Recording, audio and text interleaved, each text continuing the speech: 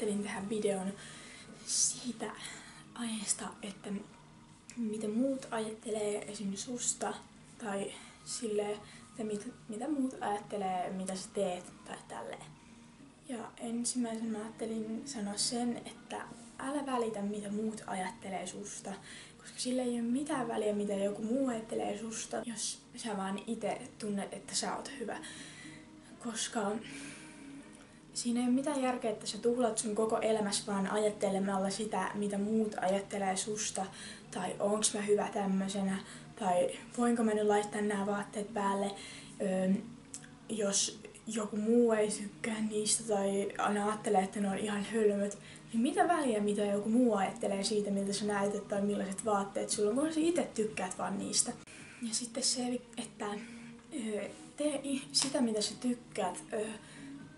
Vaikka sä olisit poika, niin ratsasta, jos sä tykkäät.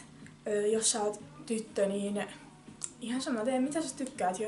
Harrasta mitä haluat, mitä vaatteet, pue sellaiset vaatteet päälle, mistä sä itse tykkäät. Tai tee sellainen meikki, mistä sä itse tykkäät. Ihan sama, kun sä vaan itse tykkäät siitä. Sun ei tarvitse miettiä sitä, että mitä muut siitä ajattelis. Sun ei tarvitse miettiä sitä, mitä muut miettii siitä tai mitä muut ajattelee, vaan tee vaan sitä sun omaa juttuas. Äläkä anna muiden mielipiteiden vaikuttaa suhun. Äläkä anna muiden vaikuttaa ittees, jos joku muu sanoo, että sulla on ihan kauheat hiukset ja sä itse tykkäät niistä tosi paljon, niin älä anna se vaikuttaa suhun. Sä voit tehdä ihan mitä sä haluat, sä voit harrastaa ihan mitä sä haluat, sä voit pukea ihan mitkä tahansa vaatteet päälle, vaikka joku muu ajattelisikin, että ne on ihan rumat, koska mitä järkeä siinä on, että sä vaan mietit aina niin kuin jokaista ihmistä, että mitä se nyt ajattelee tästä, jos mä laitan nämä vaatteet, tai jos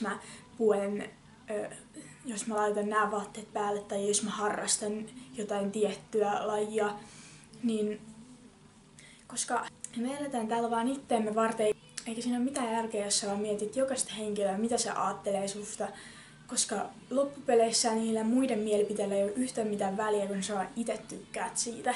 Sitten mä ajattelin kertoa vähän omista kokemuksista. Eli mua on kiusattu aika monta vuotta ala-asteella. Varmaan ykkösluokka oli suurin piirtein ainut, jolla ei kiusattu.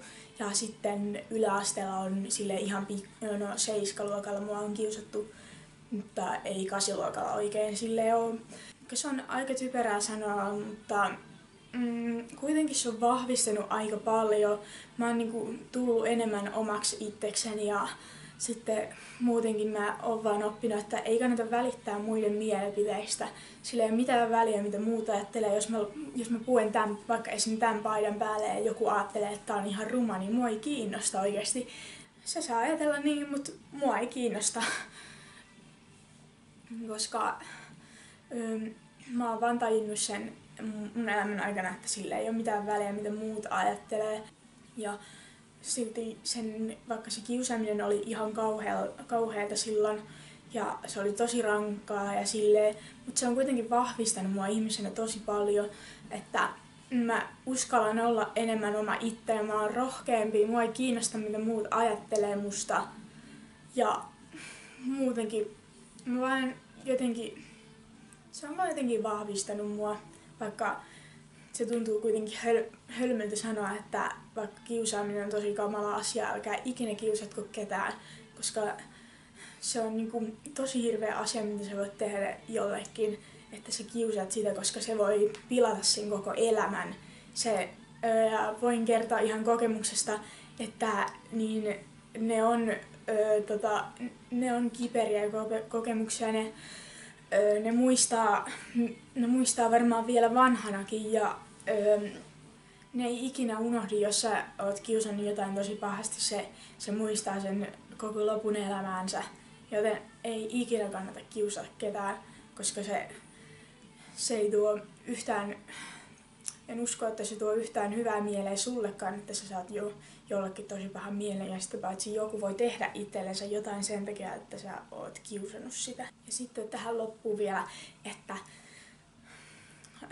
mä oon tehnyt ihan kaikenlaista sellaista juttua, josta joku voisi ajatella, että se on tosi noloa tai jotain sellaista, mutta mua ei vaan ole kiinnostanut ja mä oon halunnut tehdä niin, joten why not? Esim. No, mä olin viime kevätjuhlassa, mä tanssin koko koulun edessä, mutta ei mua kiinnostanut mitä muuta ajattelee siitä. Mä vaan menin sinne ja vedin hirveet muuvit sehän, mutta ei kiinnostanut. Ja sitten myös joskus ala-asteella mä menin yöpaita päällä kouluun. En kyllä ymmärrä miksi, mutta kuitenkin se oli jotenkin vaan hauskaa. Pitihän sekin joskus kokeilla. Mutta tässä oli vähän mun ajatuksia tästä aiheesta.